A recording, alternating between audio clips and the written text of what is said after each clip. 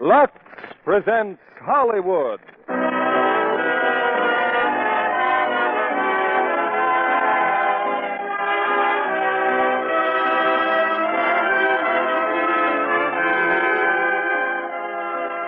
The Lux Radio Theater brings you Humphrey Bogart and Lauren Bacall in To Have and Have Not.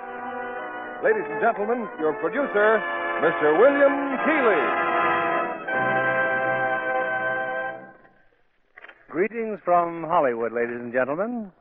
We've had many premieres on the Lux Radio Theater, and tonight, on our 12th anniversary, we bring you one of Hollywood's most fascinating couples, together for the first time on the air. They are Humphrey Bogart and Lauren Bacall, co-starred in Warner Brothers' thrilling screenplay, To Have and Have Not. To Have and Have Not is a story of intrigue and action, with Lauren Bacall in the sultry and romantic role that won her instantaneous acclaim. To bring the Bogart family to rehearsals, we had to lure them from their brand new mountain home, where, along with a dog, 14 chickens, and 8 ducks, they are still in the process of getting settled. No phone as yet, no tables, and no drapes. But if you should drop in on a friendly visit of inspection, as I did, you'd find Lux Flakes doing their part, washing curtains, bedspreads, and blankets. When I commented on this fact, Bogey assured me that on his 54-foot yawl in Newport Harbor, which is the Bogart's home away from home, Lux Flakes are a standard part of the equipment, making this family loyal to Lux Flakes on land and sea. It's curtain time, and here's the first act of To Have and Have Not, starring Humphrey Bogart as Harry Morgan and Lauren Bacall as Mary Browning.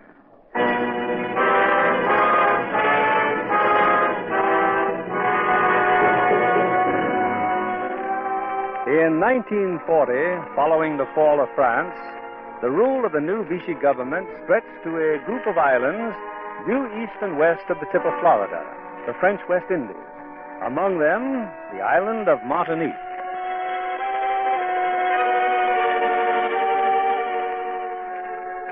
It's early evening.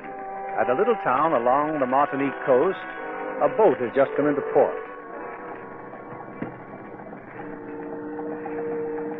All right, Eddie, tie her up. That's what I'm doing, Harry. Tying her up good.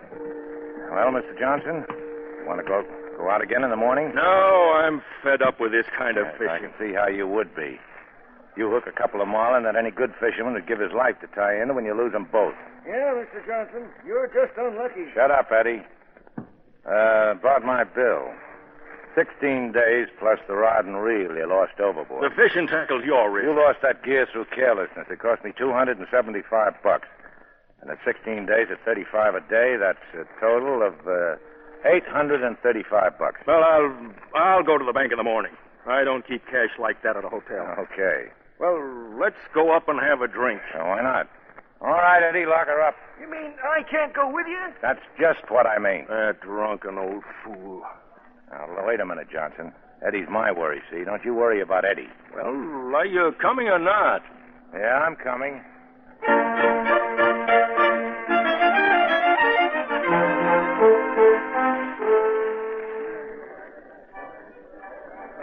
Well, monsieur, what luck today? Not so good, Frenchy. A couple of bourbons straight. What are you doing behind the bar? Oh, a small hotel like this, Harry, the proprietor does a little of everything. So, the fish would not bite, eh? Maybe tomorrow. Not me. I'm through. This is my last day. Oh, that is too bad. Yeah. Well, here's to you. I'm going to wash up. Oh, that bill was $835. $835. Harry, are you fair for today? Why? There are some people who want to hire your boat. No, not a chance. Oh, they only want it for one night, Harry. I can't afford to get mixed up in politics. I would not speak if it were not important. You better not speak at all. Company's coming. Come. Oh, good evening, mademoiselle. Anybody got a match? Yeah, here's a match. Thanks. Hey, who's that? She came in on the afternoon plane. Oh. About my boat.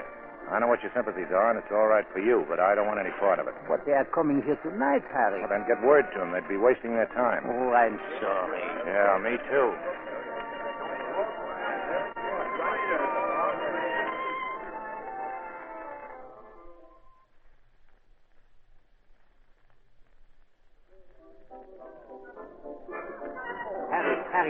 I've been looking all over for What's you. doing, Frenchy?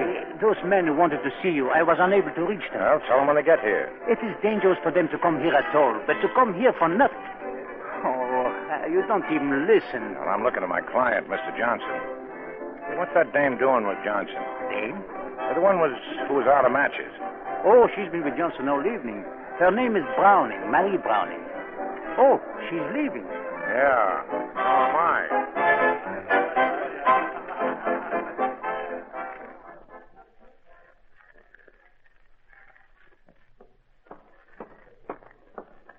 How are you? Oh, hello. You going someplace? Just to my room, if you don't mind. Oh, no, but mine's much closer. It's right here.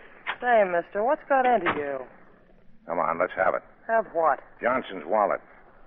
I want that wallet, Slim. I'd rather you wouldn't call me Slim.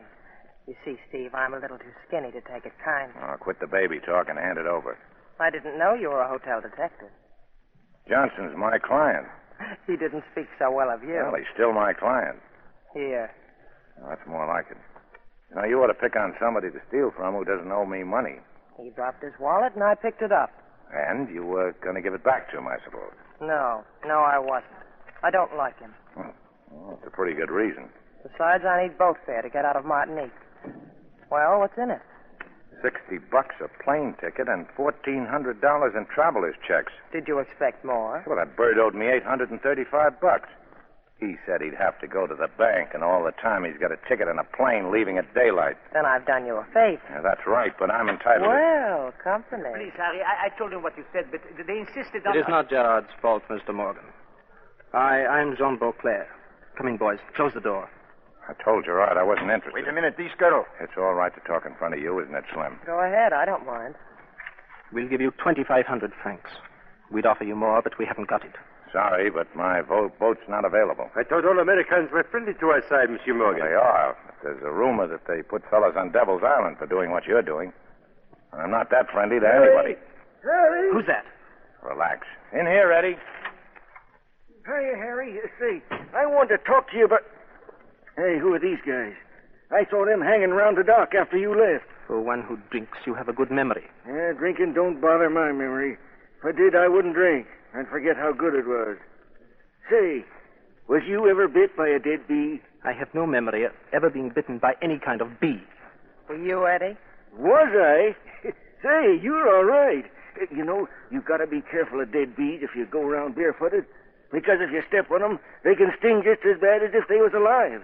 I'll bet I've been bit 100 times that way. Why don't you bite them back? That's what Harry always says. But I ain't got no stinger. All right, Eddie. Now, what do you want? Huh? Oh, I guess I forgot, Harry. Yeah. Well, then I'll see you down at the dock later on tonight. Say, Harry, could you let me have a couple... Here. Thanks. You're all right, Harry. Well, so long. And now, look, Beauclair, I don't care who runs France or Martinique or who wants to run it. You'll have to get somebody else's boat. You're leaving? Yeah. Make yourselves at home. Good night, gentlemen. Sorry, Beauclair, but I got a client waiting downstairs.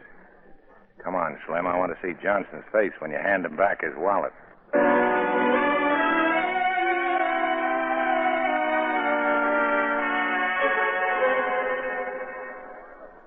Well, there he is, still sitting at the same table. Now, where have you been? I've been looking all over for you. You're a fine one, Morgan, running off with my girl. She's got something she wants to give you, Mr. Johnson. Go ahead, Slim. Hand it over. Well, that's my wallet. Yeah. Where'd you get this? I stole it. Stole it. Maybe you'd better look it over. Oh, it's all right, I'm sure. Well, you better be sure the plane ticket's still there. Goodbye, Mr. Morgan. You're not staying, huh? No, not staying. Excuse the interruption, Mr. Johnson. Now, look, I was going to pay you Sure, off. you were going to sign some of those traveler's checks, weren't you? Well, here's a pen. Start signing. $835. $835. That's right. Stand back. What's that? What's going on there? The police. Those men were just in your room, Steve. They're after them. Sit down, baby, and duck.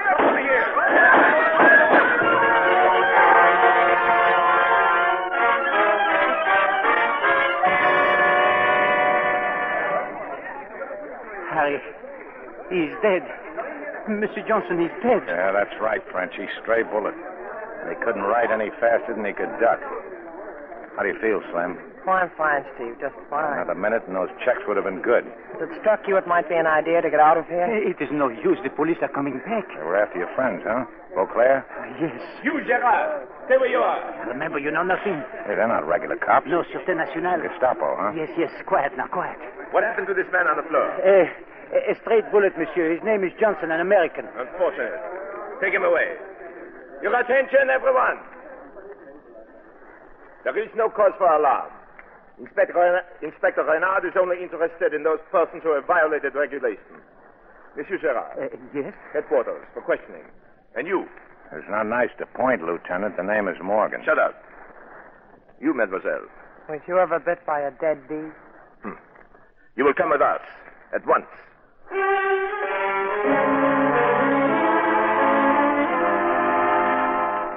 Hello. No, I told you nothing new. Bacall and the others escaped. I don't know. Yes, later. Now then, you were saying, Monsieur Morgan, you did not know those men. That's right, Inspector Renard. What was your connection with the dead man, Monsieur Johnson? He chartered my boat. Oh. His wallet here. There is no money in it, only traveler's check. There was some money in it. $60. I took it. Why? Because he owed me over $800. You will surrender it, please. Oh, now, wait a minute. And your passport. Oh, but do not be concerned. If your claim is just, it will be returned. That is all at the moment. Mademoiselle? Yes? Mary Browning, American, age 22. How long have you been in this city? I arrived by plane this afternoon. Residence? Hotel Marquis. Where did you come from? Trinidad. Alone? Yes. Why did you get off here? To buy a new hat. I will repeat the question. Why did you get off here? To buy a new hat. Read the label. Maybe you'll believe me then. I never doubted you. It is your tone that is objectionable. I will ask you again. Because I didn't have money enough to go further. Where were you when the shooting You took don't place? have to answer that stuff. Shut up, you. Don't answer it. I told you to shut up. Go ahead. Slap me. We wish merely to get to the bottom of this affair. Well, you'll never do it by slapping people around. It's bad luck. We shall see. If we need to question you further, you will be at the hotel? I got my dough and my passport. I'm stuck.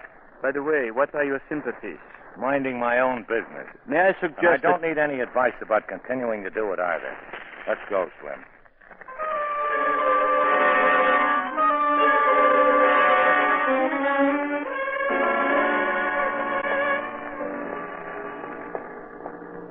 How do you feel?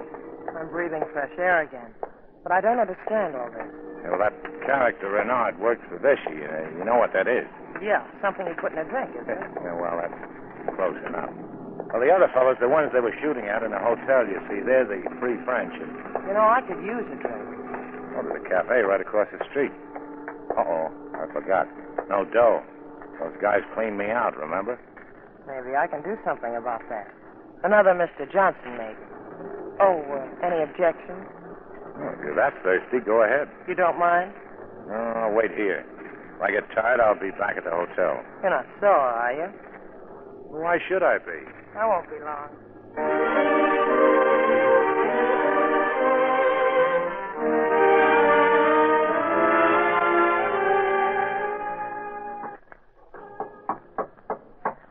Come in?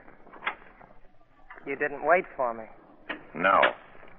You're sore, aren't you? Well, why should I be sore? Well, I didn't behave very well, did I? You did all right. I see you got a bottle. There was a naval officer. I asked for a bottle, and he gave it to me. Oh, just like that. He was feeling good, but you're not. Now, look, I don't give a... I know. You don't give a hoop what I do. But when I do it, you get sore. After all, you told me to, you know. I told you. You said go ahead, didn't you? Oh, yeah, that's right. I guess I did. Would you rather I wouldn't do things like that? Why ask me? I'd like to know. Well, of all the All screwy... right, I won't do it anymore. Now, look, I didn't say... I know you didn't. Don't worry, I know what I'm doing. Well, sit down. How long have you been away from home? This is about the time for it, isn't it? The story of my life. Well, I got a pretty fair idea already. Who told you? You did? That slop you took from Reynard, you hardly blinked an eye. Takes practice to be able to do that. The next time I get slapped, I'll be sure to do something about it. There, you forgot your bottle. I don't want it. Who's sore now? I am.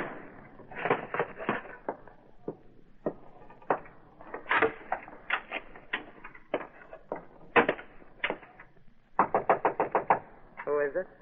It's me. The door's unlocked. Here's your bottle. I said I didn't want it. Well, you are sore, aren't you? I asked you a question. You didn't answer me. I said you're sore, aren't you? Look, I'm tired. I'd like to get some sleep. What made you so mad? I've been mad ever since I met you. Most people are. One look and you made up your mind just what you wanted to think about me. Well, go ahead. Keep going. You don't know me at all. It doesn't work, Steve.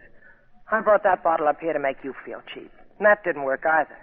Instead, I'm the one who feels cheap, and I've never felt that way before. I wanted to... Well, I thought that... Oh, get out of here, will you, before I make a complete fool of myself. How long have you been away from home, Slim? About 6 months. Going back? How? Oh, what are you going to do here? I don't know. Get a job, maybe. Jobs are hard to get. Nice perfume. Remind you of somebody, Steve? No, this is a brand new one to me. Would you go back if you could? I'd walk if it weren't for all that water. Good night, Steve. Good night. And quit worrying. You'll get back all right. Could I see you for a minute? What the... Oh, all right. Open the door. Here's that bottle again. Yeah, that bottle's getting to be quite a problem, isn't it? Well, you want a drink? No. I thought you were so tired. I am. But you gave me something to think about. You said you might be able to help me. That's right. You're going to take that job with those men Frenchy brought up here? Yeah, if I can find what's left of them, but don't get the idea I'd take that job just to help you. I need money, too. Wait a minute. Here, can you use this? That's great. Carry the dough in a shoe. I thought you said you were broke. Oh, you're awful good, Slim. I'd walk home if it weren't for all that water. Who was the girl, Steve? Who was what girl? The one who left you with such a high opinion of women. You think I lied to you about this money, don't you? Well, there's $32 here. Not enough for boat fare or any other kind of fare. But you can have it if you want it. Oh, I'm sorry. But I still say you're awful good, and I wouldn't... I know. You wouldn't take anything from anyone. You know, Steve, you're not very hard to figure. Only at times. Most of the time, I know exactly what you're going to say. The other times, you're just a stinker. What'd you kiss me for? I've been wondering whether I'd like it. What's the decision? I don't know yet. You know now. It's even better when you help. You're sure you won't change your mind about the money? Ah. The money belongs to me, and so do my lips. I don't see any difference. Oh, I do. Okay. You don't have to act with me, Steve. You don't have to say anything, and you don't have to do anything. Not a thing. Oh, maybe just whistle. You know how to whistle, don't you, Steve? You just put your lips together and blow. You just put your lips together and...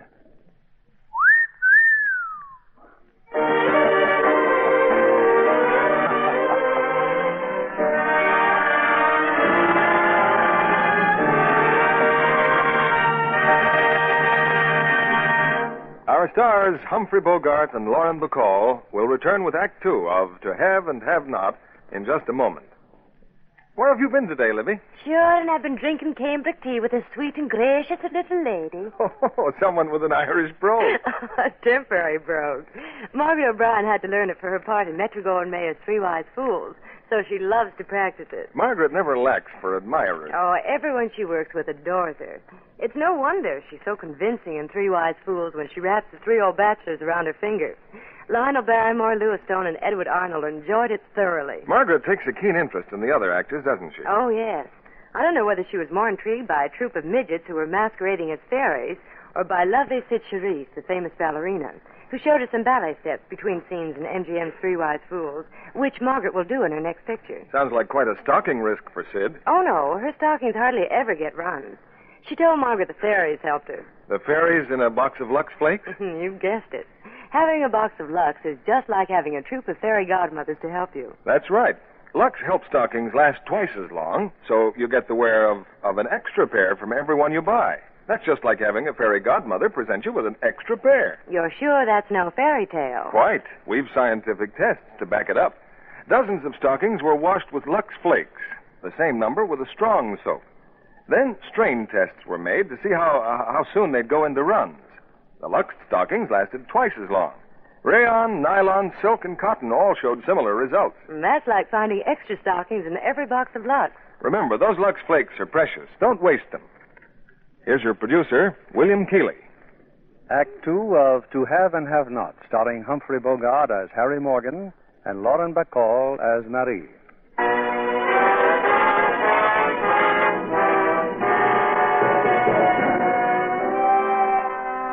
Since escaping the Vichy police, Jean Beauclair of the French underground has been hiding out on the outskirts of town, a bullet wound in his leg.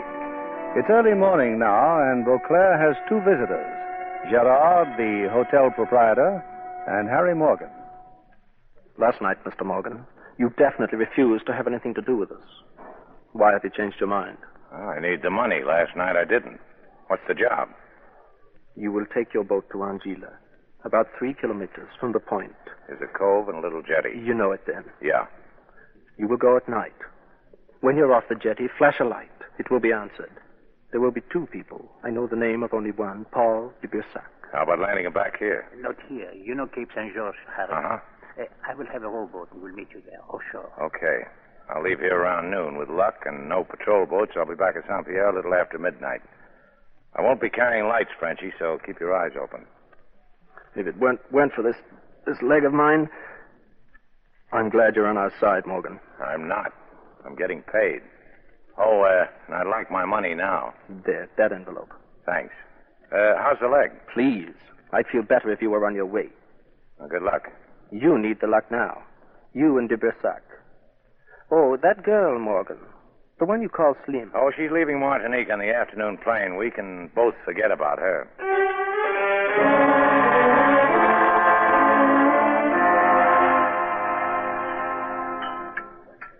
Good morning. Have some breakfast? I had mine 2 hours ago. What have you been doing?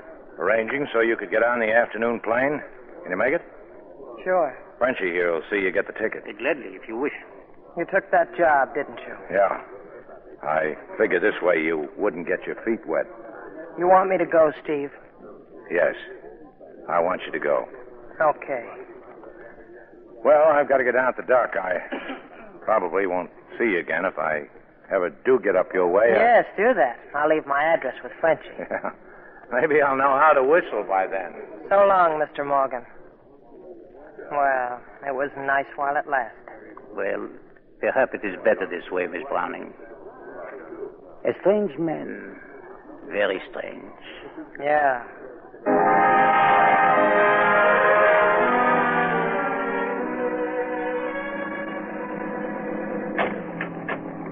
Come out of there. Come out of there. But Eddie. Put down the gun, Harry. It's just me. How'd you get on board? I thought I told you to... I sneaked on at the dock while you was working on the engines. Oh, if you could swim, I'd dump you over. You're an old joker, Harry. You and me's got to stick together when there's trouble. Well, how do you know there's trouble? You can't fool me. Say, where are we going? Well, I'll tell you when the time comes. Here, you better put on a sweater. It's getting cold. Say, what's going on? What's all the darn guns for? 2 rifles? Can you shoot one of those things? Anybody knows how to handle a rifle. All you do is work, deliver, and... Hey, what have I got to work a gun for? I just wondered if you could. Sometimes you act so stupid, Harry. Sometimes it... Is it going to be that bad? It all depends. That's why you didn't want to carry me. You was afraid I'd get hurt. You was thinking of me. What are you laughing at? I was just wondering whether you're going to hold out or not. I'm a good man, Harry. Yeah. Well, we're going to pick up a couple of guys, Eddie. If there's any trouble, start shooting. But don't shoot me. We'll be making Angela in about 30 minutes.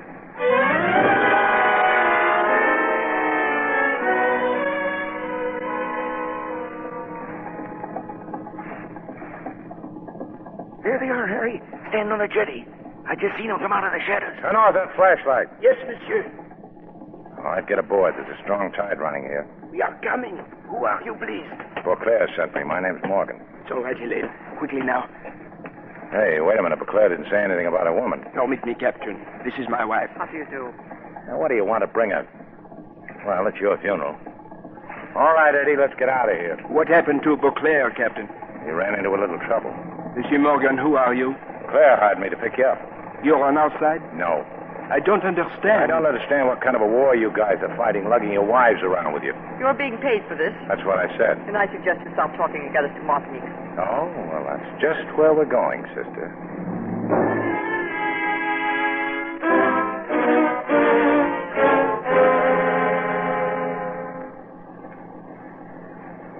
We'll hit the Cape pretty soon, Harry. Want I should stow the rifles? I said you want I should stow... There you go again. I ask her perfectly... Turn the motors off. Huh? Turn them off.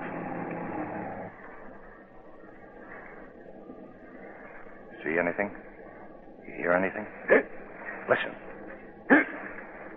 Patrol boat? Take the wheel, Eddie. Why did you shut off your engine? Keep quiet. It is a patrol boat, ain't Give it? me that gun. You can't fight them guys. Oh, what's the matter, Eddie? This is where you ought to be telling me how good you are. I can do it. What do you want me to do? What does this mean, Monsieur You Morgan? and your wife get down on the deck and stay there. They've got a searchlight. They see us. Get down on the deck. You save France. I'm going to save my boat. Stand by! Stand by or we'll fire! Harry, get their searchlight. Shoot it Well, out. I can try anyway. You got it, Harry. You want me to shoot too? Stay on that wheel. Full speed, Eddie. All she's got. Step on it. Oh, they're shooting at us. Don't shoot! Don't Keep shoot! your breath, mister. Get down, Duck. Paul! Paul! Got him, huh? Yeah. He should have laid down. Well, he's down now. Do something. Do something. I am, lady. I'm getting us out of here.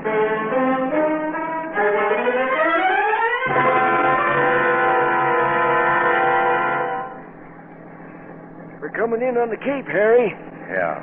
Take over for a while. Watch for Frenchie's boat. Well, how's your husband? Please, help me get him in the seat. Oh, you better leave him where he is. It's just his arm. Besides, I don't want him bleeding all over my cushions. How can you be so heartless? That's something I ask myself at least once a day. We'll be picking up Gerard any minute. He'll take care of both of you. Where will he take us? I don't know. There he is, Harry. Okay, slow down and watch the drift.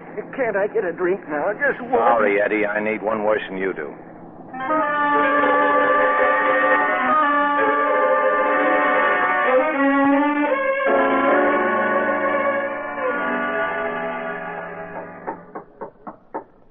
Yeah? Frenchie's looking for you, Steve. Oh, is that all you got to say? Hey, what's the idea, Slim? What happened to that plane? I missed it. Why? Did you like the accommodations, or didn't you? I decided to stay. Well, how'd it go? Oh, now, look, I've been to a lot of trouble to get you out of here. That's why I didn't go. Not sore, are you? It'd be all right if I had any dough, but... I got a refund on the ticket. Here. Oh, that's going to help a lot. I'll be all right, Steve. I've got a job. Frenchie seems to think I can sing. Well, it's his place. Sometimes you make me so mad I could... Harry. You could what? Harry. Harry, I need your help. The Berserk is badly wounded. Well, the bullet hit the gun first and was practically spent. All you got to do is get somebody to take it out. We do not dare call a doctor. You could do it. Me? I'm hotter than any doctor right now. All I got to do is walk out of here. You don't have to go out of here. The Berserk is in the cellar. Oh, why didn't you put him in a goldfish bowl in the lobby? Not a chance. My wife tells me your bill is overdue. 6,356 francs. No? We will be glad to dismiss the bill if you will do this for us. You'll throw her bill in, too? Slim's? Yours too, see. Oh. Well, you'll find a medical kit inside, Slim. Bring it down to cellars. Sure. Oh, and bring some boiling water, too. Stay away from him. You'll not touch my husband. Well, that's all right with me. Harry, please, she's not herself. Now, look, lady. I won't let you do it. Well, he's not badly hurt. He's unconscious because he's... Oh, come in, Slim. Hello. Miss Browning, Madame de Boussac. Who are you? Nobody, just another volunteer. What'll I do with this water, Steve? We'll drop these instruments in it. Mrs. de Boussac, you may not like this. I'll be all right. Oh, well, then hold this can of chloroform. If he comes to while I'm probing, pour some on this cotton and... Look at it. Oh, fine. She's out. Like a light. Madame. Now, let her alone, Frenchie. Slim, any chloroform left? Some. Enough, maybe. All right, then fan these fumes away or we'll all be out. Now, wait a minute. Don't fan them toward her. Well, here we go. Keep your fingers crossed.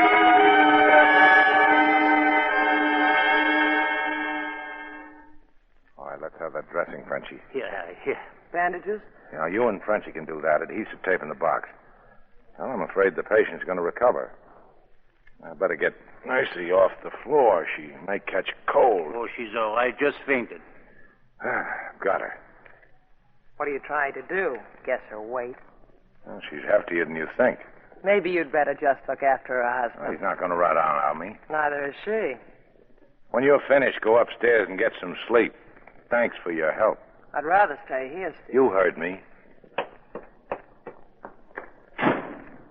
Oh, for the love of... Now what did I do? You know, Harry, before I told Miss Browning you were a very strange man. Now I tell you, she is a very strange girl.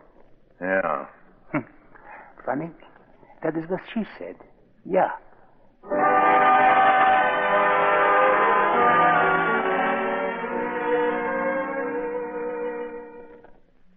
How do you feel now? Very stupid. I'm not in the habit of fainting. Your husband's okay. I just put him to sleep again with a pill. I'll stay here with him. Tell me, why did you tag along on a trip like this? Wanted to be with him. Yeah, well, that's no reason. I was also told to come.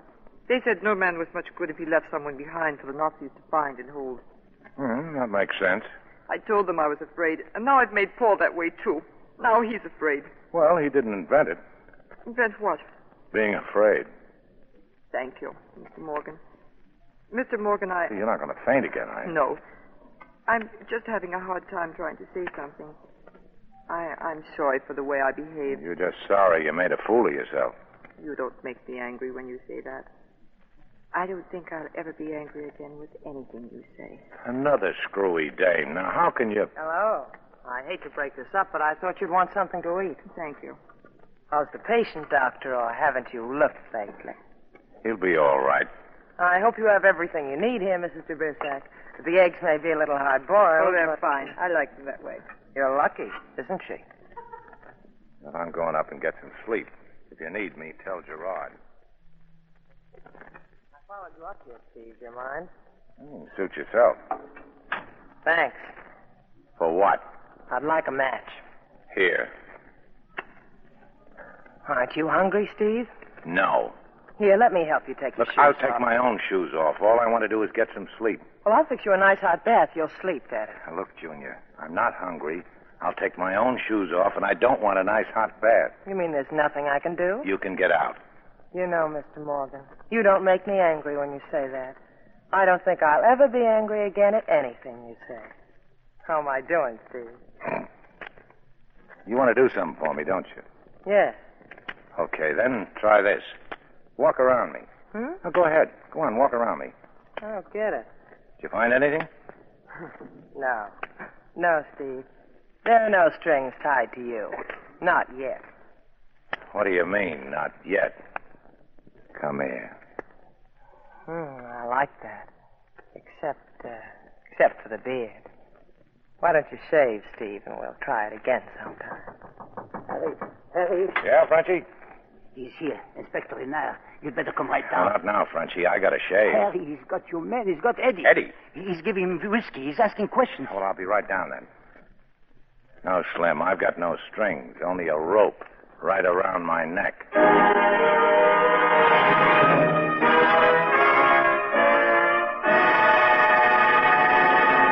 We pause now for station identification. This is CBS, the Columbia Broadcasting System.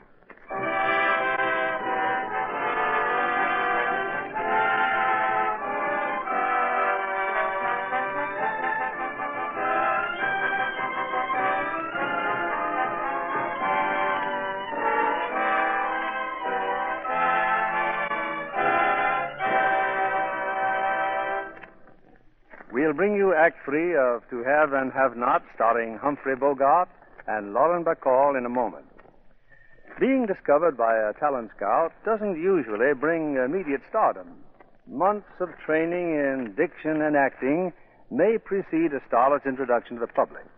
Our guest tonight, Miss Carrie McCord, is training at Fox right now, and it looks as though big things were in store for her. Do you spend much time on the sets, Carrie? Yes, indeed, Mr. Keeley. When I first saw him, Fox was just finishing Derelict Zanuck's The Razor's Edge. And I watch Gene Tierney every chance I can. An excellent way to learn technique. Well, I like Tyrone Powers, too. Well, they were both perfect casting for Somerset Maugham's novel. I'd love to be in a picture that called for a stunning wardrobe like Gene's. And naturally, you're interested in clothes. Oh, yes. I used to be a model, fashion shows especially. Well, Gene Tierney was also a model. Oh, that's encouraging. We're liking something else, too. And what's that? Our clothes get the same kind of care. Lux Flakes? Naturally.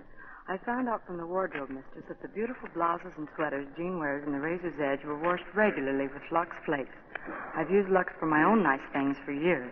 You'll find Lux is the favorite of Hollywood studios, Carrie, because it takes such good care of colors and nice fabrics. Well, that's been my experience, Mr. Kennedy. Actual tests support that, too. Carefully supervised washing tests were made by a famous laboratory on dozens of different fabrics and colors.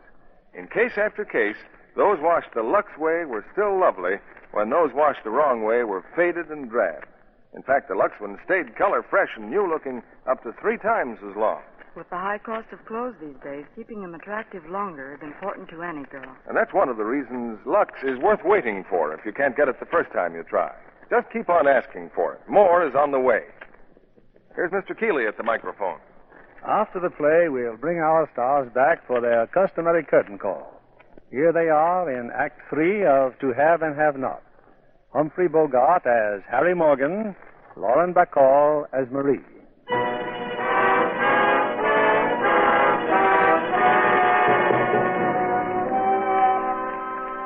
It's a few moments later.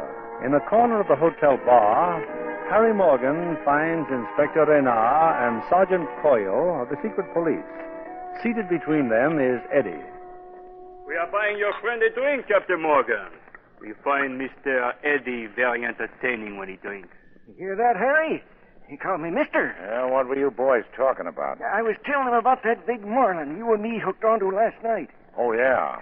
That fish was so big, me and Harry could hardly budge him. Yeah, that's right. It must have weighed 1,000 pounds. Every time he takes a drink, the fish grows larger. Well, judging from what's left in this bottle, he must have started with a mackerel. And how did you finally manage to land such a great fish?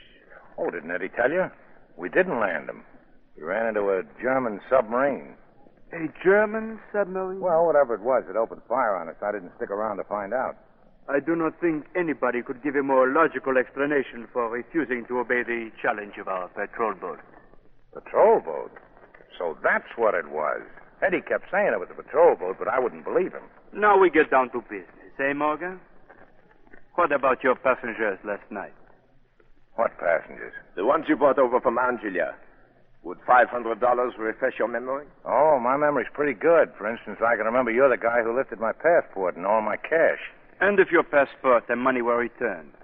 Including the $835 Johnson owed me? Why not? Now, where are they? Your passengers. Oh, if these people are as important as you seem to think they are, they're going to be pretty hard for me to find. For a man of your resourcefulness? Not too difficult. Think it over. Let me know, Morgan. Come along, Coyle. Goodbye, Mr. Reddy. See me again when you get thirsty. Them guys don't think that I'm wise, do they, Harry? They was trying to get me drunk. Don't know me, do they? Well, what happened? What did they want? The Berserk. Hey, I heard you arranging a deal. Renard thinks you will turn them in. Oh, that's what you want him to think, isn't it? What will happen? Well, Renard hasn't searched this hotel yet, has he? No, not yet. Well, there's your answer. Renard doesn't want just Berserk and his wife. He wants the whole setup. And what shall we do? Oh, it's not we. It's you. And you can't do anything until the Berserk is strong enough to move.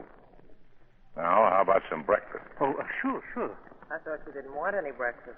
Oh, how are you, Slim? I asked you before if you were hungry.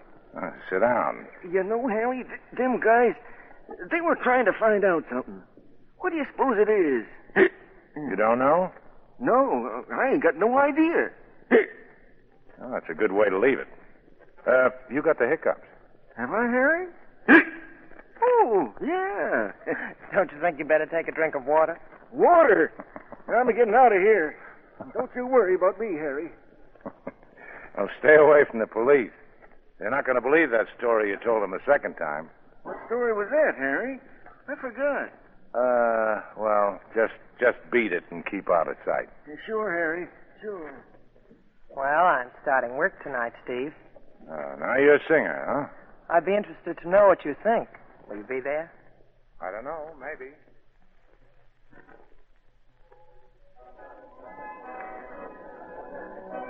You decided to drop in, huh?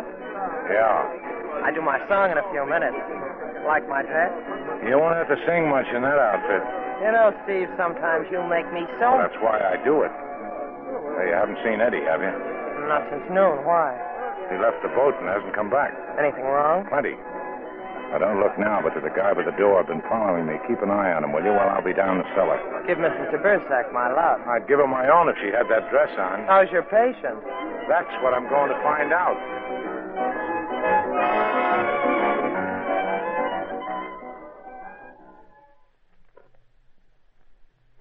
Much better, Harry. There's been no bleeding all afternoon. I am very grateful, monsieur, believe me. Well, then you won't need me anymore, de Bersac. Frenchie, I'm pulling out. Huh? When? As soon as I can find Eddie. Oh, missing, eh? Yeah. You wouldn't go without him? No, I don't think Eddie'd like that. Now, look, Frenchie, as soon as I'm gone, Renard's going to turn this place upside down, so you better start figuring how and where you're going to move our patient here. It would be best if my wife and I went with you. I'm still trying to get out of the jam I got into bringing you here.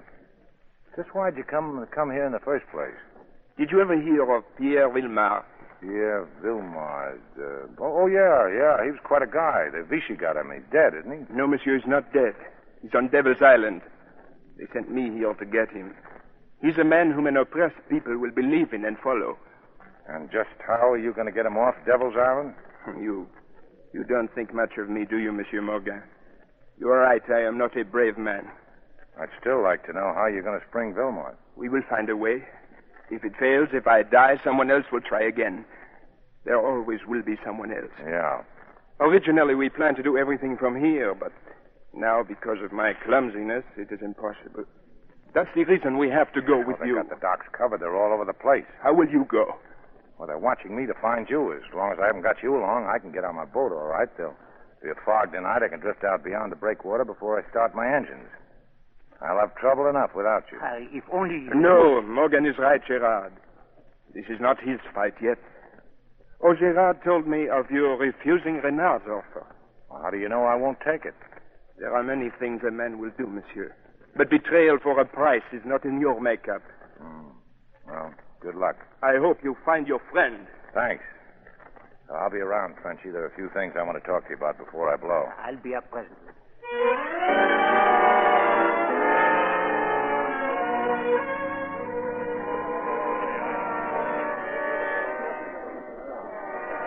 Any sign of Eddie? No. Your friend's still at the door. So I see. I've got a hunch the whole thing's going to blow up, and soon. Any plans, Steve? Few. We're going to pull out of here tonight. We? Yes, just as soon as I find Eddie. Yeah, well, don't look so happy about it. It'll be rough. I'm broke. If we do get out, it'll be with a couple of 100 gallons of gas and a few francs, just enough to get us to Port-au-Prince, maybe. I've never been there. I don't know when you'll get back home. Could be a long time. It could be forever. Are you afraid of that? I'm hard to get, Steve. All you have to do is ask me. How long will it take you to break it up? We're being watched. I better give out with another song anyway. I'll see you later on. Yeah, later on.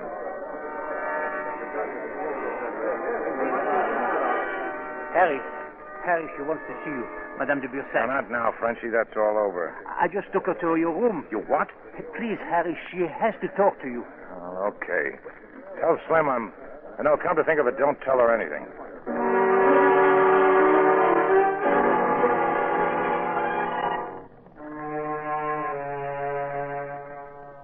Shouldn't have come up here. It's too much of a chance. I have to see you.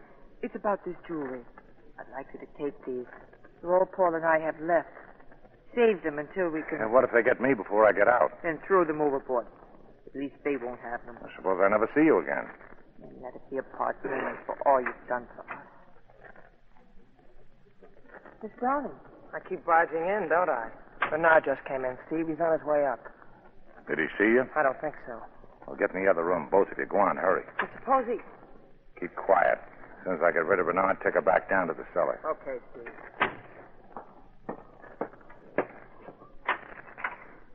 You looking for me, Renard? Do you mind if we come in? No, not at all. And any friends of yours... Shut up. Searching. Keep your hands up, Morgan. Oh, relax. I don't carry guns. What's on your mind, Renard? The whereabouts of Monsieur and Madame de Bersac. How would I know? Well, I thought perhaps you... Perfume. Very nice. You like it, huh? Yes. So do I. All right, Slim, come on out. Good evening. Mademoiselle. Well, now we are all here. Except your friend, Mr. Eddie. You've got Eddie? Yes, we've got Eddie. What are you going to do with him? If you will not give us the information we want, perhaps he will. We made the mistake this morning of giving him liquor. This time we will withhold it. Oh, I couldn't stand that. He'd crack wide open. All of which you could prevent. Yeah, maybe I could. You got a cigarette, Slim? Here. Thanks. Can't you make Eddie talk, Renard? When necessary. Match, Slim. Sorry, Oh, there's some over in that drawer. You could save your friend a great deal of, shall we say, discomfort. I don't see any matches. Oh, there's a whole box of them. Oh, never mind. I'll get them. How much money did you offer me, Renard? $835, wasn't it? Except now I don't believe I will pay anything. Yeah, you're probably right. Eddie will talk. He'll have to talk. There's nothing else I can do but... But what? But this. Look out, he's got the gun. Sorry, Renard. Coyer shouldn't have shot first. Somebody shoots at you, you've got to shoot back. You all right, Slim? Yes, Steve. You know, I'd forgotten all about the gun in the drawer. Thanks. Listen to me, Morgan. I've listened to you long enough. Now get him up. You forget we still have that drunk? So you were going to drive Eddie nuts, huh? Picking on a poor old rummy that never... and slapping girls around. That's right. Go for your gun, Renard. Your boy on the floor needs company. No, Harry, don't. Get that gun, Frenchie. Yes, Harry, yes. Now get over that couch, Renard, both of you. Harry. Don't bother me, Frenchie. I'm getting mad. All right, Madame de Bersac, come on out. Let me introduce you, fellas. This is Madame de Bersac. The other one's down in the cellar. Her husband. Take her down, Frenchie. Get some help. Have them both ready to leave on the boat. And come back up here.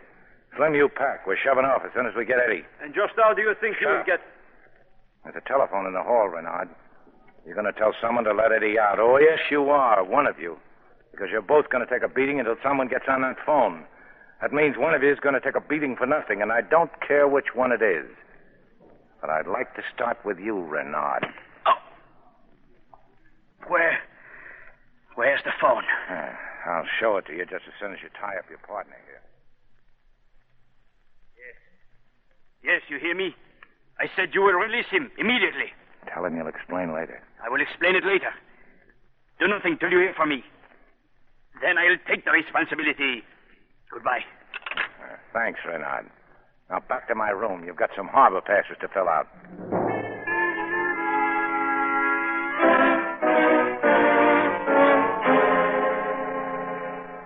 Everything is ready, Harry. The Bersac and Madame, they're waiting. Oh, good. Take them down to the wharf. Here, these passes will get them through the guards.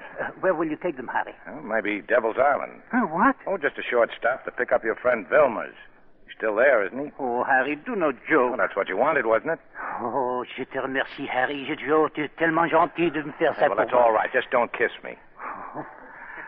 Why are you doing this, Harry? Huh? Well, I don't know. Maybe because I like you, and maybe because I don't like them. Oh, you'll have to take care of those guys, Renard and his pal. They're in my room. Oh, we will give you plenty of time. If you let them go, they'll come back here and burn the place down. It will be a very small fire. When Wilmar comes back, we'll start a bigger fire. Okay. See you at the boat, Frenchie.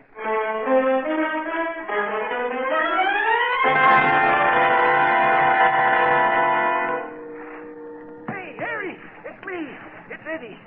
Say, how's everything been going, Harry? Oh, everything's all right now. You look glad to see me. You know, a funny thing. Yeah, I know. Police station. I've been at the police Yeah, station. well, we're shoving off, Eddie. You ready, Slim? All ready. They're down in your cabin. Hey, what is this?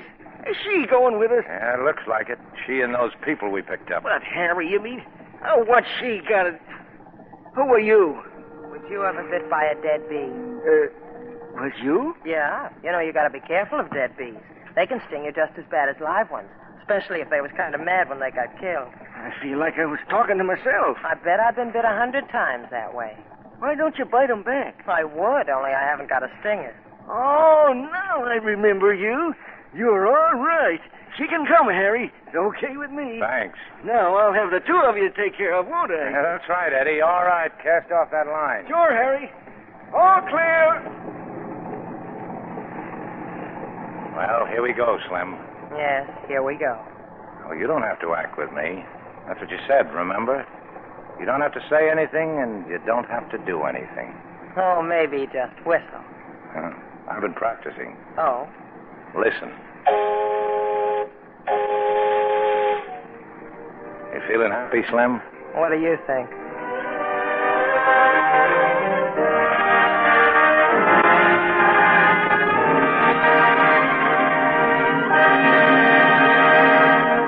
Our stars will return for their curtain calls in a moment. Grandmother is sitting quietly in the living room. That is, until young Jane bursts in. Mother! Your mother's out, Jane. What is it? Oh, hello, Grandma. Look what I just bought, a ducky new slip. You mean to say your mother allows you to wear things like that? Well, why not? What's the matter with it? Silk and lace. Why, in my days... But it isn't silk, Grandma. It's rayon. And I've looked all over town for a blue like this. We wore sensible clothes when I was Oh, young. but Grandma, pretty undies make you feel so wonderful. Sheer extravagance. Oh, not really, Grandma. I've got locks like this, and they wear and wear. You see, I use locks. You take care of your own things. Well, I should say so. On my clothes allowance, I can't afford to have them wear out fast. With Lux Care, they look simply swell. Sensible Jane. Lux Care really does keep pretty undies lovely longer. Up to 3 times as long, in fact. Color tests show. I've seen identical slips. One washed the wrong way with the wrong kind of soap, and one washed the right way, the Lux way. And you'd be amazed at the difference after 30 washings. One was faded and drab. The Luxed one was still lovely looking. So if you value your pretty things, Lux them after every wearing. If you don't find Lux Flakes at your dealers, try again soon. More is on the way to him. Lux Flakes are worth waiting for. We return you now to William Keighley. Back for a well-deserved curtain call come the stars of To Have and Have Not, Humphrey Bogart and Lauren Bacall. Lauren, all our heartiest congratulations on this, your first appearance on the air. I'm sure there'll be many more. Thank you, Bill. You see, that wasn't so bad now, was it? What if you do make a slip on the air? There's only 30 million people out, 30 ready to jump down your throat. You know, Lauren... Just a minute, Bill. The name she answers to is Betty. You only call her Loredan when you're sore at her. Okay, Bogey. As I said earlier, Betty, we've had many premieres in this theater. But tonight, I'd like to bring our audience a world premiere. Something never before heard on the air. But I'm not sure Bogey would approve. But think, Bogey, 20 million people waiting breathlessly to hear it. Yeah, but think of me, my nerves. Every time I hear it, I jump. Yes, but in spite of personal sacrifice, the audience must come first. How about it, Betty? Shall I, Bogey? Okay. Thank you, Bogey. Ladies and gentlemen, for the first time on the air, you're about to hear an instrument made famous by tonight's play, immortalized by the line, "Whenever you want me, whistle." It's Betty Bacall blowing the special whistle which she carries with her for that special purpose. Ready, Betty? Ready, Bill. Low. Well, Bogey, I can see how you'd find that whistle irresistible. Incidentally, Betty, I notice you don't use it in your current Warner Brothers picture, The Big Sleep. She doesn't need to. She has me hooked right from the beginning in that picture. Well, both of you do a splendid job in bringing Raymond Chandler's mystery to the screen. Thanks, Bill. What do you have coming up on Lux next week? Next Monday night, we bring our audience a household full of humor, drama, and romance. It's Paramount's recent screen success, Miss Susie Sliggles, starring Joan Caulfield, William Holden, and Bill DeWolf. One of the newest and brightest stars of Hollywood, Miss Caulfield plays her original screen role, as does Billy DeWolf, in this poignant story of a group of students in pursuit of fame and happiness and love. Oh, that ought to make a great hit with your audience. Bill, good night. Good night, and many thanks to both of you.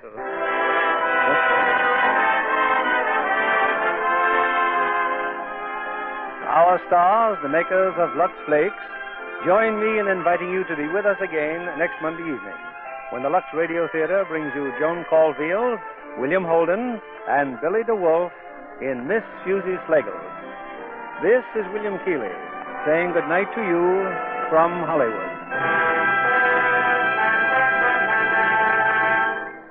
Suppose you had to do without a month's supply of soap. That could happen if used fats aren't turned in by the housewives of America. Scores of major industries need oils and grease, yet there's a shortage of oils all over the world. So if they're to keep going, they must boost their supplies with used fats or cut into the supply of fine soap-making oils. And that would mean less soap for you. So don't throw a single drop of used fat down the drain. Your dealer will give you 4 cents for every pound. Heard in our cast tonight were Tim Graham as Eddie, George Sorrell as Gerard, Jack Crucian as Inspector Renard, and Jack Lloyd, Betty Alexander, Charles Seal, that is, Robin Hughes, Stanley Farrar, Herman Waldman, and Herbert Litton. Our music was directed by Louis Silvers. This program is broadcast to our men and women overseas through cooperation with the Armed Forces Radio Service. And this is your announcer, John Milton Kennedy, reminding you to tune in again next Monday night to hear Miss Susie Slagles with Joan Caulfield, William Holden, and Billy DeWolf. This is CBS, the Columbia Broadcasting Whitaker.